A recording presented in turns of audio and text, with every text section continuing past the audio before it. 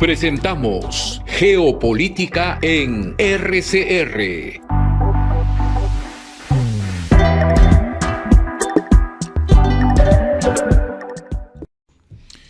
Muy buenas noches, estimados amigos del Perú y de otros usos horarios en otras partes del mundo que nos honran y estimulan con su presencia, con su participación. Hoy tenemos el primer programa. Les voy a confesar algo, lo que para mí, para mi criterio, como conductor y partícipe de estos diálogos, ha hecho nuestro amigo, el profesor, el doctor Antonio Flores Arriaza, hondureño de nacionalidad, psicólogo,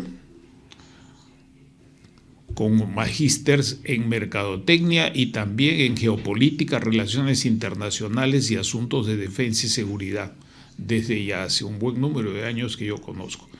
Él nos ha preparado la secuencia de 2 programas, hoy tenemos el primero, que en realidad para mí constituyen como los PPT, el índice comentado de un libro sobre temas absolutamente nuevos sobre los cuales aún no he visto yo, puede ser que otros, ningún libro publicado así. Es un privilegio entonces para Red de Comunicación Regional contar con esta primera contribución intitulada Las puertas del mundo y los BRICS. Las puertas del mundo y los BRICS. De esto nos vamos a ocupar en esta sesión. Él como expositor, yo como comentarista y persona que está aprendiendo de sus invitados. Aquí quienes vienen a este programa vienen invitados a un ejercicio cívico gratuito ad honorem, como también lo hace Red de Comunicación. Todo esto es ad honorem. Red de Comunicación contribuye con su tiempo, dinero y esfuerzo para poder hacer este programa. No me pagan, no les cobro, ni tampoco a mis invitados. Todos, Red de Comunicación Social, quien habla y los invitados, realizamos un servicio cívico, educativo y no partidario, internacional. No solo el Perú, sino internacional. Estos criterios quería yo subrayar porque antes de empezar este programa, y permíteme 15 segundos nada más, Antonio, para que tú empieces, estaba mirando parte de la promoción, la propaganda, en el buen sentido de la palabra, de otros programas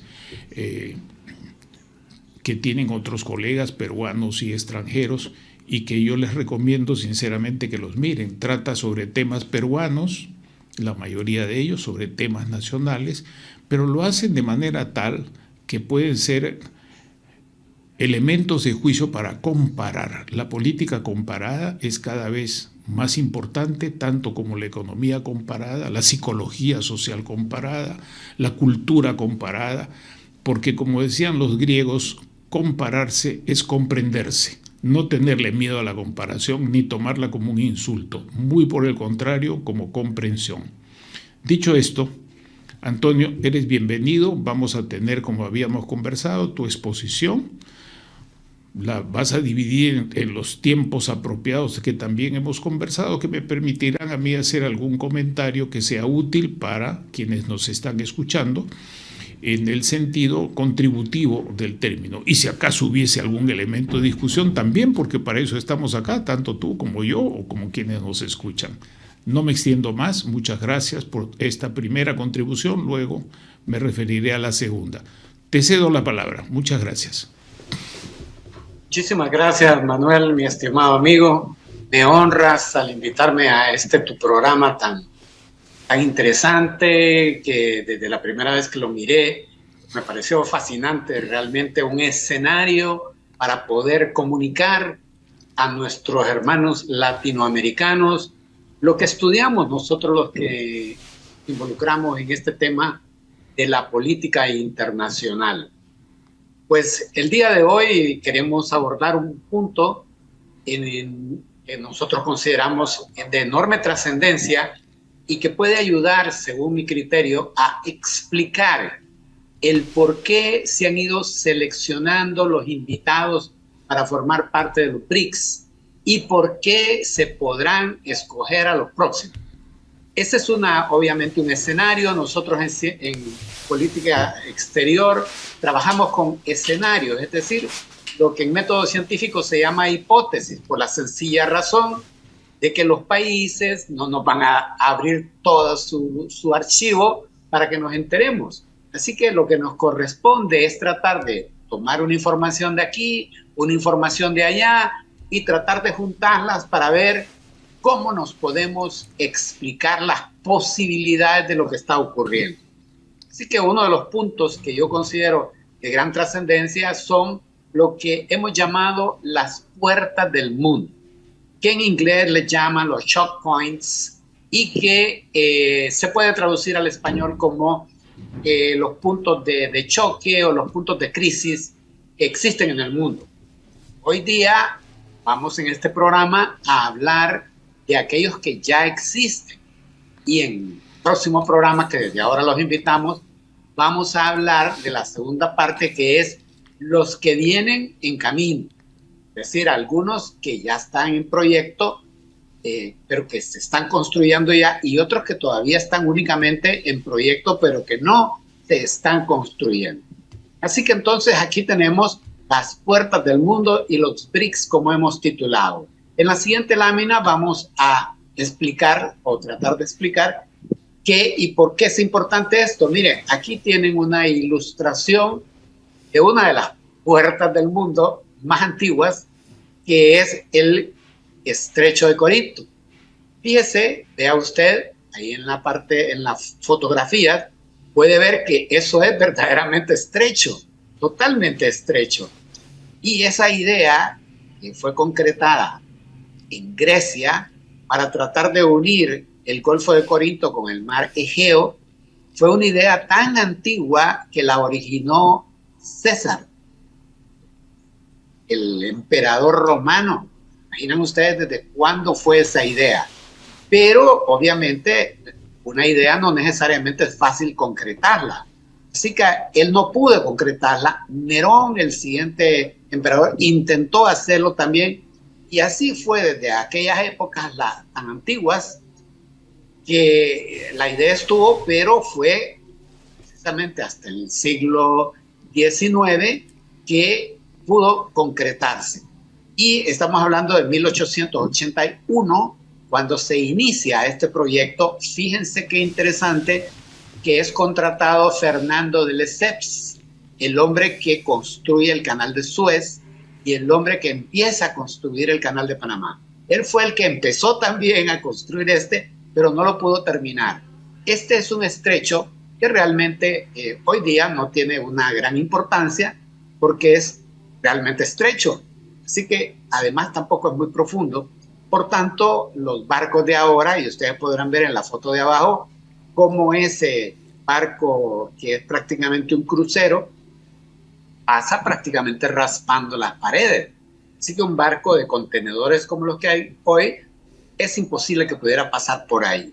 Entonces, ahí tienen ustedes el concepto de una puerta, que es prácticamente son puertas marítimas, y que las encontramos entre masas de tierra. Esas masas de tierra pueden ser como en un mismo país, pero las más trascendentales las encontramos entre dos masas continentales. Vamos a ver en la siguiente lámina cómo se utilizan dos grandes criterios importantísimos para valorar las puertas del mundo más importantes. Aquí tenemos en la gráfica con círculos azules la cantidad de petróleo que pasa por esos puntos. Y ustedes ven, al final abajo aparece el lugar por donde más pasa en millones de barriles de petróleo al día.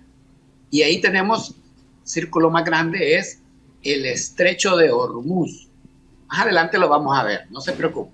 Ya se va a ubicar usted y vamos a hablar de él. En donde pasan 18 millones de barriles de petróleo al día. Le sigue, y voy a llegar hasta el tercero, el Estrecho de Malaca, que yo lo he catalogado, como dice ahí abajo, la puerta más importante del mundo. Vean que aquí, en cuanto al paso del petróleo, aparece en segundo lugar. Sin embargo, vamos a ver que eso no es precisamente lo único que sucede. En tercer lugar, el canal de Suez, por donde pasan 5.5 millones de barriles de petróleo al día. En cuarto lugar, el estrecho de Bab el-Mandeb, por donde pasan 4.8, y que es un estrecho que hoy día es geopolíticamente el más crítico, el más importante en este momento.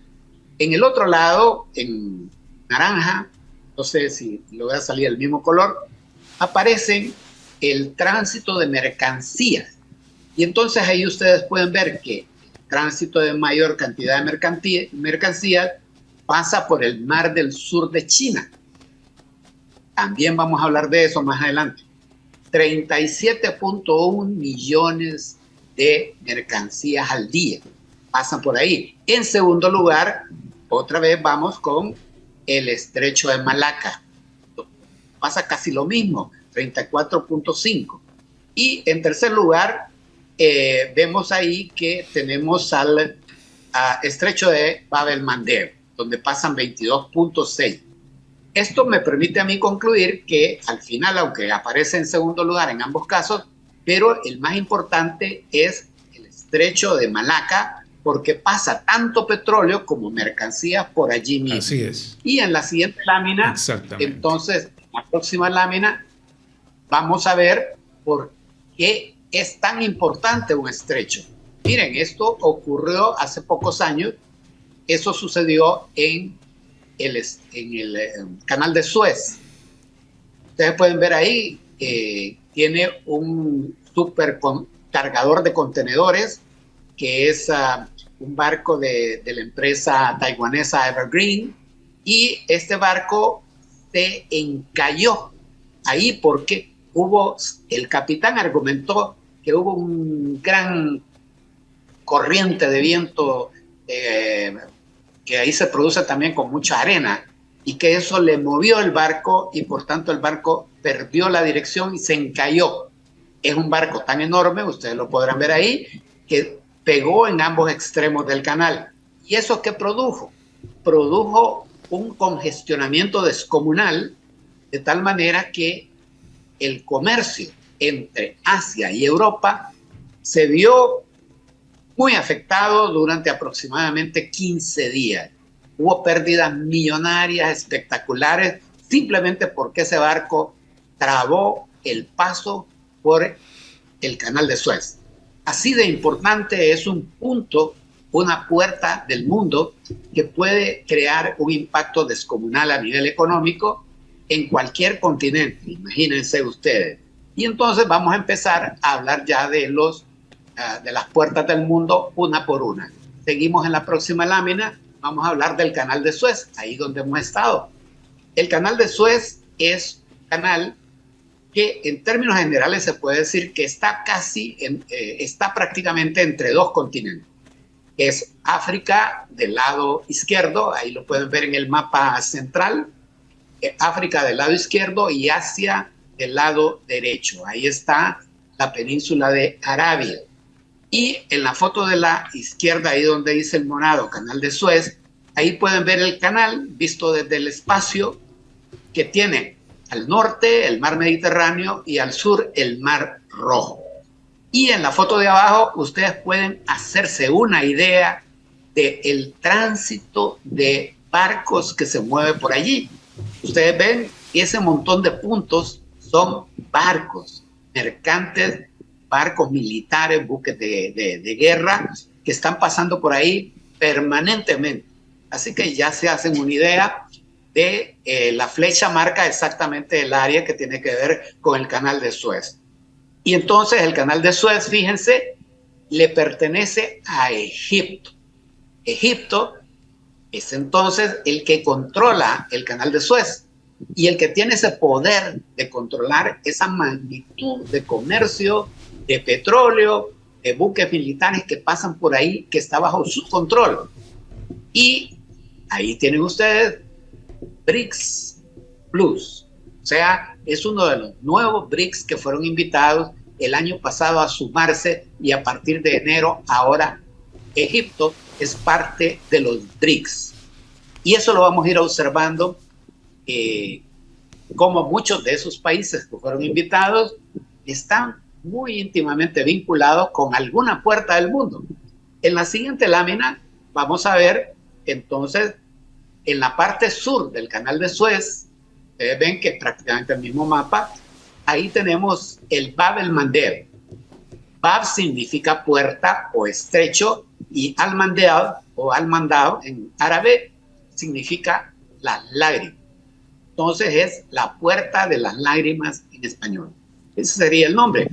Y entonces allí ustedes pueden ver dónde se ubica parte sur de la península arábiga y en la parte central oriental del África, es donde marca la flecha roja. Mientras que arriba a la derecha, ustedes ven un acercamiento a donde está ubicado el estrecho. Y abajo tenemos un mapa que nos muestra remarcado en una línea roja el área donde están los hutíes ahora. Vamos a la siguiente lámina a entrar en ese detalle. Entonces, ahí tenemos, vean ustedes, el acercamiento desde una toma espacial del estrecho de Bab el-Mandeb, que está marcado flecha roja, y ustedes ven que solamente tiene 26.5 kilómetros de ancho.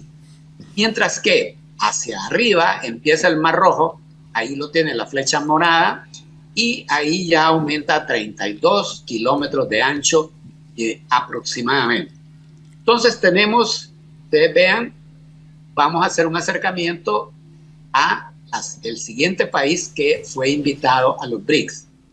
No está ahí directamente vinculado al estrecho de Bab el-Mandeb, pero en el mapa que está a la derecha abajo, ustedes pueden ver ese mapa que nos muestra estrecho de Bab el-Mandeb, el Mar Rojo hacia arriba, el Golfo de Adén hacia la derecha, y ahí en rojito rosado aparece Djibouti. Ese es un pequeño país, muy pequeñito, que es, como quien dice, un lado de la puerta, y al otro lado de la puerta está Yemen, ahí donde están los hutíes. Pero ese pequeño país, Djibouti, tiene bases militares de una gran cantidad de países del mundo. Imagínense que ahí China tiene su única base fuera de su continente. Ahí tiene una base militar. Y hay muchos otros países, Italia, Francia, que es Djibouti es ex colonia francesa, pero exactamente atrás de ese pequeñito país está Etiopía. Etiopía es uno de los países que fue invitado para integrarse como BRICS más o BRICS Plus a partir de enero pasado. Entonces se dan cuenta, Etiopía juega una posición estratégica porque está prácticamente rodeando a Djibouti. Y Djibouti es un país pequeñito realmente, muy pequeño. Ahí vamos viendo entonces la geoestrategia que puede estar condicionando a por qué invitaron a algunos países. Y es muy fácil preguntarse, pero ¿y qué tiene Etiopía para que lo hayan invitado? Y entonces ahí ahora estamos tratando de hacer un acercamiento a por qué. En la siguiente lámina vamos a ver lo que está ocurriendo ahí. Del lado derecho está Yemen y ahí están los hutíes. Los hutíes están atacando a todos aquellos barcos mercantes que pasan por ahí y que están ligados con Israel. Ellos lo están haciendo en solidaridad con los palestinos. Y el argumento es que seguirán atacando todos los barcos. Y eso incluye también buques navales de Estados Unidos, de Inglaterra, me gusta en este caso decir Inglaterra y no Reino Unido, y también todos los buques de la OTAN que pudieran sumarse a ese efecto. Ya ha habido, por ejemplo, ataques al portaaviones Eisenhower de los Estados Unidos, fue atacado por los hutíes, y ahí pueden ustedes ver cómo se produce el abordaje desde helicópteros para que tropas hutíes se tomen un buque cuando lo quieren capturar y en otro caso cuando lo quieren hundir. Abajo te pueden ver un barco azul grande. Ese es un barco que le fue capturado a Israel y era un barco que conducía vehículos de diferentes tipos. Así que ahí ven ustedes qué enorme importancia ha cobrado el Bab el-Mandab, porque se ha convertido en el mapa. Ustedes pueden ver lo que tienen que hacer ahora. Muchos barcos mercantes tienen que darle la vuelta a toda África. Eso implica prácticamente 15 días de retraso en el transporte y millones de dólares que aumenta el viaje, el costo. Solo en combustible los barcos gastan aproximadamente $1 millón más, solamente en combustible. Entonces ven ustedes el impacto, la importancia, la trascendencia que puede tener el control de una puerta del mundo. Por eso es que se llaman puertas. En la siguiente lámina vamos a ver entonces el otro que hablamos antes, el estrecho de Hormuz. Este queda en Irán y está ubicado, ustedes pueden ver ahí el mapa que tienen arriba a la izquierda. Ahí pueden ver, está al otro lado de la península arábiga, de donde está el estrecho de Bab el-Mandab. Ahí la flechita amarilla le indica dónde está el estrecho de Hormuz. Y el acercamiento al centro le muestra a usted que es realmente muy estrecho. Mientras que el mapa de la derecha arriba le muestra realmente que es decir, los barcos no es que pueden pasar por cualquier parte del estrecho. No, tienen como un canal central que tiene el suficiente calado o profundidad para que por ahí puedan transitar los barcos. No pueden ir por la orilla, por ejemplo. Entonces eso lo convierte todavía en más estrecho. Por ejemplo, se ha dicho que en una guerra Irán podría hundir un barco en esa pasada y se bloquea totalmente el acceso al Golfo Pérsico.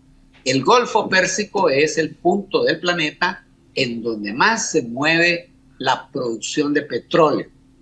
Gran, enorme cantidad de petróleo sale de ahí y va para los países capitalistas de Oriente.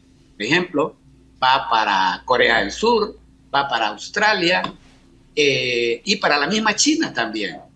Así que entonces es importantísimo el control sobre ese punto del planeta porque es verdaderamente importante. Y ahí ven ustedes que también es un nuevo país BRICS. Entonces vamos viendo cómo el concepto de controlar las puertas del mundo parece ser fue una decisión geoestratégica de los BRICS originales para a quienes iban a invitar ahora. Eso, si ustedes ya empiezan a sumar, se dan cuenta que están adquiriendo control importante sobre puntos estratégicos vitales en el planeta. Y en la siguiente lámina, ustedes van a ver cómo ahí el estrecho de Hormuz está plagado de bases militares. Los Estados Unidos tienen cualquier cantidad de tropas alrededor, por la enorme trascendencia que tiene toda la producción de petróleo que sale de allí, de ese golfo que es el Golfo Pérsico, y que tiene que salir al Golfo, al Océano Índico por el estrecho de Hormuz. Así que el estrecho de Hormuz se convierte en extremadamente vital para los intereses de la producción capitalista en el mundo. Ahí esos avioncitos que tienen ustedes ahí, y tal vez pueden notar que abajo del avión grande aparece como una pequeña isla. Esa islita es Diego García. Está a muchos kilómetros allá, como perdida en el Océano Índico. Pero desde ahí salen esos aviones de bombardeo de los Estados Unidos. Por ejemplo, esos aviones salían desde ahí para ir a bombardear hasta Afganistán, ¿se imaginan? Entonces, esa pequeña islita es vital para los intereses geoestratégicos de Occidente. En la siguiente lámina vamos a ver el acercamiento a lo que yo dije que considero es el estrecho más importante, pero vamos a hacer un pequeño receso en este momento. Una pausa, sí. Permíteme unos 2 comentarios. En base a la información ahí presente, quisiera decir lo siguiente. Desde el punto de vista de los estudios de la geopolítica, existe una vieja distinción entre potencias que tienen su estatura estratégica afincada en la tierra y potencias que tienen su estatura estratégica principalmente por el comercio, lo mismo que los primeros, el comercio y las fuerzas armadas, pero afincadas no en la tierra sino en el mar. Lo que tú nos has mostrado en el mundo contemporáneo hace que leamos esa vieja distinción y sistematización que existe en la geopolítica y en las relaciones internacionales, reformulándolas en el sentido siguiente, que hoy día, con la unidad de la globalización, en que toda la economía es capitalista, lo que cambian son los regímenes políticos y algunos aspectos del régimen económico, el régimen cultural y el régimen de derecho, pero toda la economía es capitalista. Hay una globalización capitalista y una mundialización con distintos regímenes económicos y políticos y una regionalización que va creciendo. En tercer lugar, lo que tú nos muestras nos indica que esta vieja distinción que los especialistas la presentaban como una oposición entre potencias terrestres y potencias navales ya no existe, porque ahí vemos perfectamente que todos los estados necesitan de ambas cosas, necesitan de tierra y necesitan de mar. En cuarto lugar, yo añado algo que está en todo este proceso. Hoy día el manejo de la economía, de la guerra, de las informaciones, como ahora que estamos trabajando, ya no es solamente, aunque sigue siendo muy importante la comunicación por los cables marítimos, sino por el ciberespacio. Todavía la comunicación por cable marítimo es muy importante. Esto mucha gente no lo sabe, no se menciona, porque está de moda esta otra dimensión que quiero subrayar. Nada de eso se movería ni económica, ni políticamente, ni de otro tipo de movimiento, de acción de las potencias o de los estados, si no es con el espacio, la aviación, y en segundo lugar, si no es con el ciberespacio, las comunicaciones como las que estamos usando ahora. Y esas son las modificaciones contemporáneas que permiten ver, por ejemplo, lo siguiente. No quiero extenderme, solamente quiero decir lo siguiente. ¿A quién se le ocurre que el desescalamiento deseable y tal vez posible de la guerra entre Israel y Hamas y un sector de los musulmanes, porque no están todos los musulmanes concernidos en la guerra, no están enfrentados militarmente? Egipto, 200 millones de habitantes o 180 millones de habitantes, no lo está. Y no lo está por una sencilla razón, porque tienen intereses diferentes. Imagínense, Egipto no va a estar cruzado de brazos si es que los chiitas se imponen frente a Israel, porque tendrían una potencia que estaría prácticamente a la par que la suya. Y por otro lado, cuando la gente se extraña que Rusia o la China entren a negociar en el tema de Israel, yo los invitaría a mirar el mapa que tú has presentado en los últimos.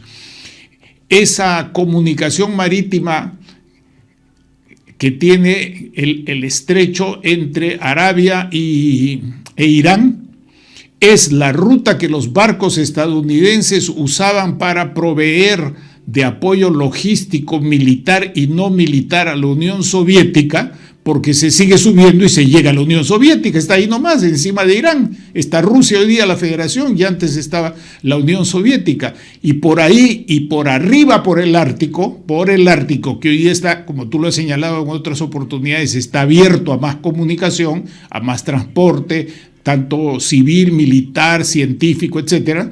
Por ahí llegaban esos recursos que también utilizó la Unión Soviética contra el régimen nazi y los regímenes fascistas. Entonces, yo saco una conclusión. No importan hoy solamente lo terrestre, lo marítimo, sino que esas puertas no son puertas de entrada solo de un lado, son puertas de entrada y de salida de ambos, y que eso nos hace ver que la solución de los conflictos no puede ser hoy día como los que estamos mencionando, como el que he mencionado y otros también, se puede hacer la lista. Venezuela, aunque ahí no hay estos estrechos, pero hay otros factores, también uno puede ver que el asunto no va a ser solucionado por una o dos potencias, sino por la concurrencia de varias. Y hay veces, con esto acabo, estas potencias actúan a través de otros, que eso que llaman proxies hoy día, no es nada nuevo tampoco, esto es tan viejo como la historia, solamente han inventado palabritas. Actúan en este caso a través, en el caso de Venezuela, a través de los socios o amigos o aliados de estos grandes poderes que requieren de todos estos recursos. Voy a dejar para otra oportunidad el tema de cómo esto que tú has mencionado no anula la importancia del puerto de Chancay. Alguien dice, o que el puerto de Chancay va a anular el comercio. No, están equivocados. Son dos rutas distintas, son dos intereses terrestres y marítimos, aéreos y de ciberespacios distintos, pero de esto nos ocuparemos en otro lugar. Gracias por permitirme esta interrupción y continúa con tu exposición. Excelente, hermano, muy excelente aporte. Bueno, les invitamos para el siguiente programa y vamos a hablar de Perú y de Chancay y de América del Sur y todo el continente. Bueno, así que entonces vamos a retomar lo que decíamos, que hemos catalogado la puerta más importante, la número 1, a la puerta que se encuentra ubicada en el Asia. Ahí tenemos, miren, el mapa nos muestra con el círculo, ahí tenemos una visión de Asia, en rojo miran a la India, para que tengan la referencia, verde miran a la China, y ahí tenemos entonces la ubicación del estrecho de Malaca. Miren, 16 millones de petróleo al día y 34.5 millones de carga general al día. Eso lo convierte en la puerta más importante del planeta. En el mapa que está a la derecha, ese acercamiento, ustedes pueden ver ahí en los puntitos blancos, es realmente el estrecho.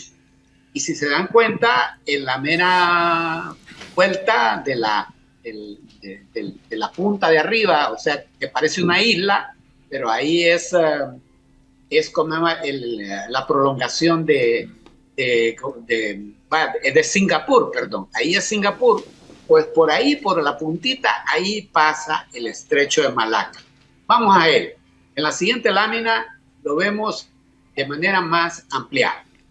Ahí tenemos que Malaca realmente pertenece al estado de Malasia. Es decir, ahí está la banderita de Malasia.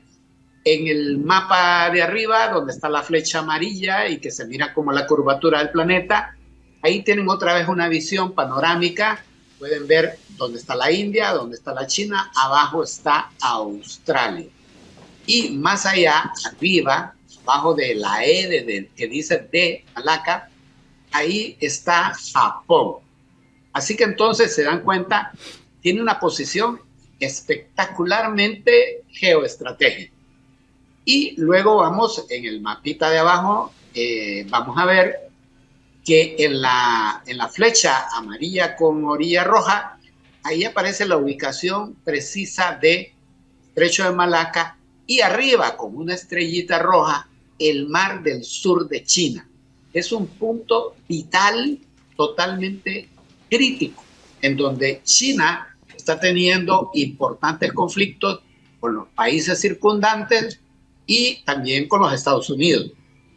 Ahí hay permanentes roces entre buques militares de China, de Estados Unidos y especialmente también de Filipinas. Permíteme una interrupción, Antonio. ¿Me permites una interrupción para un micro comentario?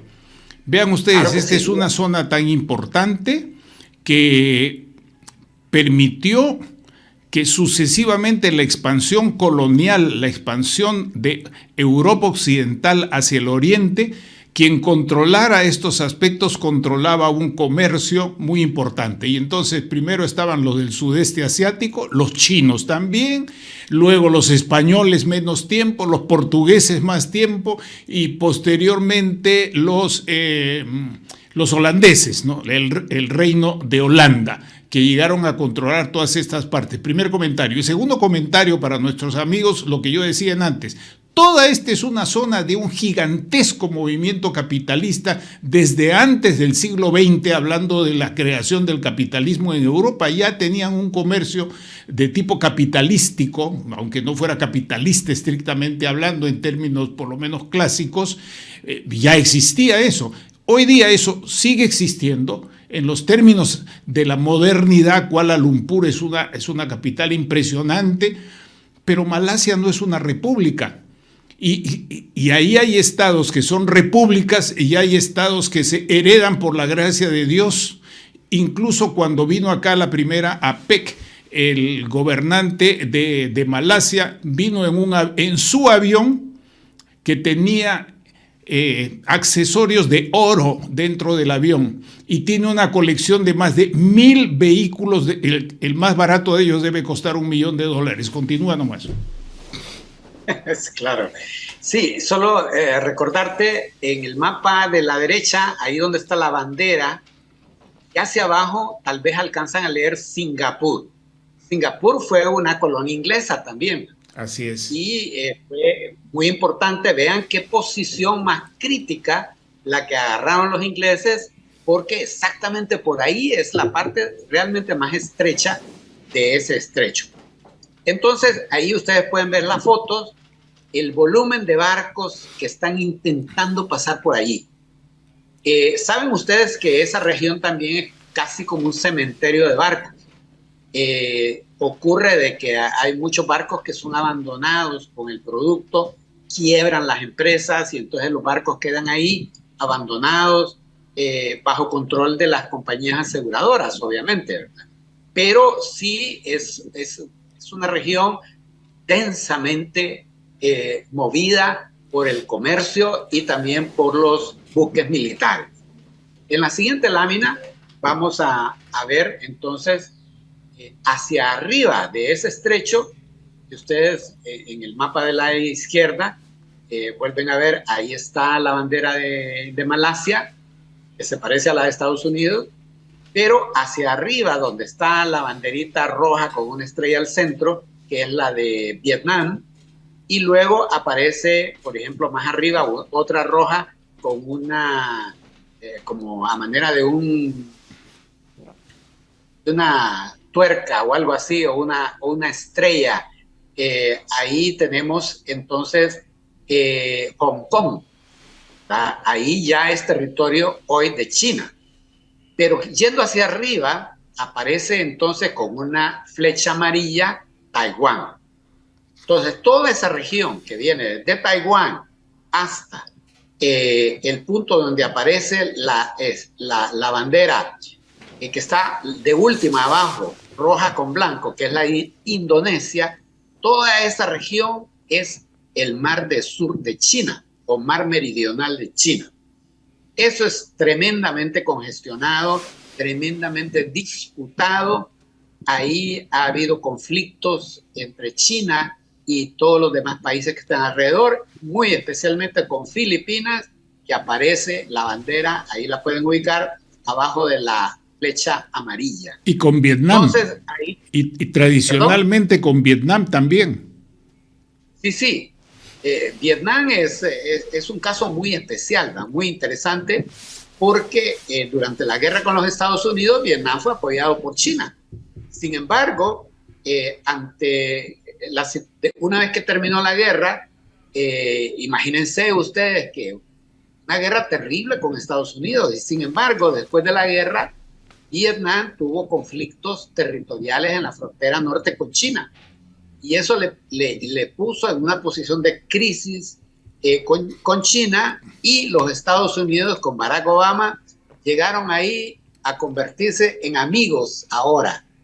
Y Vietnam incluso llegó a permitir que barcos militares de Estados Unidos atracaran en sus puertos. Hoy día a Vietnam se le llama la pequeña China, por la razón de que es el país que está creciendo aceleradamente porque hay una relocalización de industrias de China que se vienen a reinstalar en Vietnam. ¿Cuál es el punto? El punto es que para China hoy día una cantidad de empresas ya no son un mayor negocio. Por ejemplo, esas que producen pelotas, cositas de plástico, toda esa producción de plástico, por ejemplo, textiles, ya no es gran negocio para China. Ya los operarios están ganando sueldos en China que ya no permiten que eso sea un importante negocio. Entonces los empresarios están relocalizando y el país preferente de ellos es Vietnam. Eso está permitiendo que la economía de Vietnam vaya para arriba a una velocidad realmente impresionante. Por eso es que le apodan la pequeña China ahora. Y eso también ha contribuido para que Vietnam ahora después ha hecho algunos arreglos, algunos convenios con China e incluso ante esta crisis del mar meridional de China, Vietnam hizo una alianza de tipo militar con China. Vean cómo se van moviendo estas cosas, porque ahí lo fundamental es el comercio. Es vital, imagínense que los barcos mercantes tienen que pasar por ahí para ir a Taiwán, para ir hacia arriba a Japón. Ahí ven la banderita de Japón arriba, que tiene el círculo rojo al centro, para ir a Corea, la banderita que está a la par, que tiene círculo rojo y azul. Ahí tenemos entonces esos países que son vitales y más a la derecha, que no se mire en el mapa, está Australia, está Nueva Guinea. Todos esos países son importantes consumidores de petróleo y de comercio. Entonces, como dijo Manuel, no es que también el comercio solo va de sur a norte, no, también de norte a sur, porque ahí, si ustedes ven, abajo de Taiwán y abajo de Corea está la bandera de China y ahí está Shanghai. Y más abajo, ahí donde está la banderita de Hong Kong, ahí está también Shenzhen. Y entonces esos son centros comerciales vitales para China. Y de ahí exportan enormes cantidades de productos hacia, que van direccionados preferentemente hacia Europa. Y obviamente también hacia el África, porque es el nuevo territorio que China está tratando de controlar. Miren que es interesante en la foto del centro. Ahí está la ubicación de la isla de Formosa, donde está Taiwán. Formosa fue realmente colonizada por Portugal y significó sencillamente la isla hermosa o bonita. Y ahí tienen el estrecho, realmente hay un estrecho ahí. El tercer portaaviones de China es el Fujian. Ese portaaviones es uno de los más avanzados que hay en el planeta hoy día, solamente comparable con el Ronald Reagan de los Estados Unidos. Y miren, saben ustedes, para mí ahí hay un mensaje subliminal. Se llama Fujian. Y ahí donde está puesto, no lo he puesto por casualidad, es que ahí es la provincia de Fujian, de donde adquiere su nombre. Curioso mensaje para Taiwán, ¿no les parece? Que el portaaviones se llame así, como quien dice, te tenemos a tiro, ¿verdad? Y luego tenemos el mapa azul, donde ustedes ahí pueden ver ya de una manera más obvia cómo Taiwán está rodeado de los puertos chinos más importantes a nivel comercial. Está Shanghai, está Guangzhou, está Shenzhen, está Hong Kong y Taiwán está puesto ahí como en medio del camino. Entonces es fundamental, la importancia es de tipo comercial, para mí mayormente más que militar. Así que ahí tenemos entonces el estrecho de Taiwán, que es también otro de los puntos que se suma al conflicto permanente que hay con el Mar del Sur de China. En la siguiente lámina vamos a ver otro estrecho. Antes de pasar a eso, permíteme un comentario chiquitito. Agrega, Manuel. Sí, mira, Mucha gente piensa que entre China y Taiwán hay algo así como un telón de agua, el telón de acero, y están completamente equivocados. Hay una estrecha relación económica entre la República Popular China y Taiwán, precisamente en los aspectos de semiconductores de alta tecnología. Hay empresas de Taiwán que operan en China, al otro lado del mar, están operando en el continente, y hay intercambios muy importantes. Por eso es que no hay que ver las cosas como en blanco y negro, como que sí esas, como que son absolutamente opuestas, y por eso es tan difícil que se llegue a algunos arreglos que tengan permanencia en el tiempo, arreglos duraderos en la geopolítica, en la política exterior o en las relaciones internacionales, e incluso más que en aspectos internos de los estados. Lo importante es tener acuerdos perfectibles, que no sean perfectos, sino perfectibles, pero que duren mucho tiempo y que se puedan ir mejorando. Otro ejemplo, y con esto termino este micro comentario, nos van quedando 13 minutos para que tú retomes, es el siguiente. Estados Unidos, después de la guerra de Vietnam, se convirtió al inicio, no sé cómo está ahora, no he visto la información, no estoy actualizado en el ahora, pero fue un importante inversionista en ciencia y tecnología en Taiwán, en Vietnam.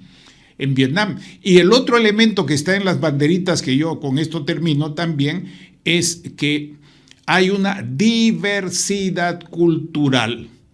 Todos esos estados están con poblaciones que obedecen a cánones económicos del capitalismo originado en Occidente y también en el Oriente. Son capitalistas, son comerciales, y si uno va por allá, yo he estado en Bali, he estado en otros sitios, y uno siente el movimiento tan fuerte, tan acentuado del capitalismo, pero son musulmanes.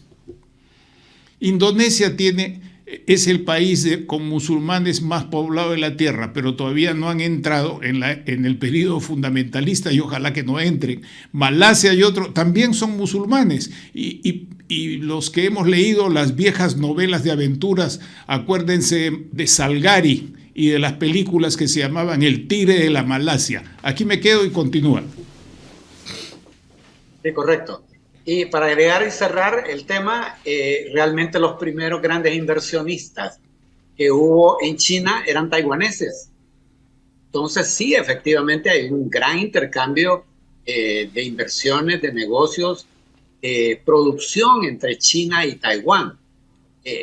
Otro dato interesante es que la etnia predominante en China es la etnia Han. Han, quiere hablarlo en inglés. En el continente, en China continental, la etnia Han es aproximadamente un 92%. Sin embargo, la etnia Han en Taiwán es aproximadamente el 96%. O sea que son más Han en Taiwán proporcionalmente que en China continental. Es decir, son los mismos, son la misma familia. Es un pleito de familia a esta altura. Muy bien, ubiquémonos en Europa. Ahí tenemos en esta lámina el estrecho de Gibraltar, que está bajo el control de España. Es el estrecho que marca la frontera entre el mar Mediterráneo y el océano Atlántico, y al cual los griegos le llamaban las columnas de Hércules. Esa es la razón por la cual el escudo de España tiene dos columnas. Esas son las columnas que recuerdan el nombre de España dado antiguamente por los griegos, y ahí lo pueden ver ustedes en el mapa que está a la derecha arriba. Ahí está visto, y ahí tienen los peñones que hay, básicamente el peñón de Gibraltar, que es el más grande, que está del lado continental europeo. España, entonces, marca con esa propiedad que tiene al otro lado, en África, un pequeño territorio español que se llama Ceuta. Entonces, ahí en Ceuta está rodeado, como pueden verlo ustedes en el mapa superior izquierdo, por Marruecos. Marruecos está prácticamente, Ceuta es un pequeño espacio realmente únicamente en poder de España. Marruecos argumenta que es suyo, realmente nunca lo fue. Fue un territorio de provincia romana que abarcaba el norte de África y que Marruecos a esa altura, como Marruecos, pues no existía. Entonces, en cambio, España sí existía como provincia romana. ¿Ah? Entonces, los romanos se apropiaron de toda esa región después de derrotar a los cartagineses en el norte de lo que ahora es lo que llamamos Túnez. ¿Verdad? Túnez, así entonces, es. Entonces tenemos pues allí en este mapa que estamos viendo otro dato interesantísimo, y es que España es el país que tiene más plantas de regasificación. El tema del gas natural es crítico en Europa hoy día, porque antes lo compraba a Rusia y ahora mayormente lo está comprando a los Estados Unidos, pero como gas natural licuado. Es decir, lo producen, entre comillas, en Estados Unidos como gas natural, gas, pero lo tienen que transformar en líquido. Bajan a temperaturas terribles para meterlo en esos barcos que parece que llevan pelotas de ping-pong enormes, y eso va lleno de gas licuado. ¿Se imaginan? Ese barco tiene entonces ahora que transitar todo el Atlántico, llegar a Europa, y España es el país que tiene la mayor cantidad de plantas regasificadoras. Es decir, ahí sacan el gas, lo convierten otra vez ahora de líquido a gas para que pueda ser utilizado. Y España tiene 6 plantas que nadie las tiene en toda Europa.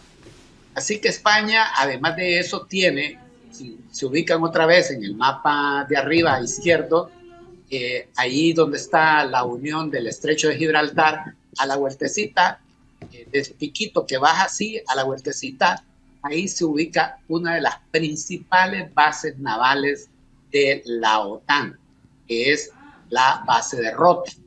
Ahí tienen fuerte destacamento, tanto aéreo, pero sobre todo de tipo naval. Así que España se convierte en un país de enorme trascendencia geoestratégica. Pero hoy día España está en grandes conflictos con Marruecos. Incluso hay pleitos por las Islas Canarias, que están mucho más abajo, más lejos de España y exactamente enfrente de Marruecos. Siempre han sido consideradas como españolas. Pero se está diciendo que hoy día, precisamente en esta semana, España ha entrado en conflictos con la Unión Europea y con la OTAN, en donde España, que está del lado de los palestinos en la guerra de Gaza, está haciendo reclamos y está poniéndose un plan que encaja mucho con el posicionamiento que está haciendo Turquía, que ya vamos a hablar. Por tanto, surge la pregunta, ¿será que España está pensando salirse de la OTAN y alinearse con los BRICS? Para los BRICS sería espectacular porque implicaría lograr un control sobre esa importantísima puerta que es el estrecho de Gibraltar. Pero eso es entonces hipotético. Vamos a la siguiente lámina para llegar a Turquía. Ahí en Turquía está uno de los estrechos importantes, que es el estrecho del Bósforo. Ahí entonces el estrecho del Bósforo es el que permite la unión, no de manera directa e inmediata, entre el Mar Negro, que es el mar que rodea, que hoy día está al norte, la guerra con Ucrania. Ahí está la frontera de Ucrania, está la frontera ahora Crimea, que ahora es territorio bajo control ruso, pero también está frontera directa de Rusia. Y del otro lado hay algunos otros países pequeños, pero del lado izquierdo, por así decirlo, está Europa Oriental. Ahí hay países importantes como, por ejemplo, Bulgaria, está Rumanía, está Hungría, que está jugando un papel muy, muy crítico en la Unión Europea. El presidente Orbán está conflictuando mucho con la Unión Europea y discrepando mucho. Así que este es un estrecho, no tiene la enorme importancia que tienen los otros estrechos que hemos visto, porque es únicamente para permitir la salida, por así decirlo, del Mar Negro hacia el Mar Mediterráneo y poder, a través del Mediterráneo, llegar finalmente al Atlántico o vía Gibraltar o hacia el Índico vía Canal de Suez. Pero esta es una posibilidad y es muy clara que Turquía probablemente sea uno de los países que los BRICS inviten a integrarse ahora mismo en la próxima asamblea en octubre, que se celebrará en Kazán, Rusia. Y ahí entonces Putin se va a dar el gusto de sacarle a Turquía a la OTAN, porque ya no le van a decir, bueno, usted está allá o está acá. Es importante destacar que para Turquía es muy importante este paso, porque la Unión Europea nunca ha querido aceptar a Turquía como parte de la Unión Europea. Tiene como 20 años solicitando ser miembro y no lo admiten. Y en cambio ahora seguramente los BRICS lo van a invitar y eso va realmente a afectar. Y recuerden que Turquía es el segundo ejército más importante de la OTAN, únicamente atrás de Estados Unidos. Es decir, es el país que tiene en la OTAN más tropas de todos los países europeos. Así que vean qué importancia tiene. Vamos ahora entonces al final a decirles, una vez que hemos hecho este repaso, ahí tienen ustedes a la derecha los BRICS más BRICS Plus, están los fundadores y están los nuevos miembros. Y aquí yo me arriesgo a decir que para este octubre, algunos de esos 15 países que están en esa lista podrán ser preferentemente invitados. Vean ustedes, en esa lista aparecen en anaranjado los países asiáticos. Tailandia, en el próximo programa, Tailandia, Laos, Malasia e Indonesia. En el próximo programa vamos a analizar a fondo por qué es la importancia de estos países y por qué los estamos considerando que probablemente los inviten. Aun cuando vimos el estrecho de Malaca, usted ya pudo entender, oiga, pero esos países son fundamentales para el control del comercio y el control militar de la región. Y el 5, Turquía, por lo que acabamos de decir ahora mismo. Luego tenemos en verde los países de África: Marruecos, Argelia, Libia, Senegal, Kenia y Nigeria. Bueno, Marruecos saben que Marruecos es un íntimo y antiquísimo amigo de los Estados Unidos. Fue el primer país que reconoció la independencia de los Estados Unidos y por tanto Estados Unidos los quiere muchísimo. Es en Marruecos donde Estados Unidos colocó su primera embajada fuera del mundial, obviamente. Y Marruecos hoy día pues tiene una importancia grandísima. Y al final en blanco los posibles países de América hispana, en donde está Venezuela, Perú, Bolivia, México. Esta es la propuesta, ya no tenemos mucho tiempo y la dejaremos ahí, quizás en el próximo programa podamos continuar. Gracias, Manuel, por la oportunidad. Muchas gracias, Antonio. Les dejo solamente con una idea, esta exposición tan rica. Las puertas y las ventanas son batientes, como la de los antiguos restaurantes y hoteles. Se abren para los dos lados, no son solo para un lado, y esto ha sido demostrado por esos gráficos tan didácticamente preparados por Antonio, y esto nos da para otros trabajos más adelante: la crisis geopolítica de España con el norte de África y con su posesión en Islas Canarias, que está metida en el centro de África frente al Brasil. Mucha gente no sabe que Canarias es parte del Estado español, porque no se estudian estas cosas, no digo en la universidad, en los colegios. Y por otro lado, hay que señalar también brevemente que Turquía y Rusia tienen un antiguo conflicto de intereses y objetivos. Tanto es así que hubo guerras en el pasado y que cuando hubo el arreglo de que los misiles se van de Cuba en la época de Khrushchev y Kennedy, los Estados Unidos se comprometieron a sacar silenciosamente moderato cantabile 6 meses después los misiles estratégicos que tenían, ¿dónde? En Turquía. Y Turquía sigue teniendo bases, importantes bases estadounidenses, no tiene pues una completa independencia. Y el día que podamos analizar eso a fondo, solamente en los alrededores del Báltico, el Negro y la parte de Irán al norte y la salida por el Bósforo hacia el mar Mediterráneo, vamos a ver lo complejísima que es esa situación, en la cual no solamente hay el Estado ruso, sino que hay distintos pueblos, muy diferentes pueblos, ¿no? Incluso cristianos, pueblos musulmanes, chiitas, sunitas, y una cosa muy, muy compleja que tenemos que ver con cuidado y que nos indica la importancia de tener estos conocimientos para decisiones prácticas en nuestros estados, en el comercio, en las inversiones. Yo les recuerdo a los hondureños que en la subida a Latillo hay una hermosa residencia que es la Embajada de Turquía, pero que pocas la conocen. Y eso forma parte de lo que fue el Imperio Turco, que incluía a los palestinos y a los que vivían en Palestina, que eran judíos, cristianos y musulmanes. Quedémonos aquí entonces. Muchísimas gracias, Antonio. Vamos hasta invitarles a ver nuestro próximo programa.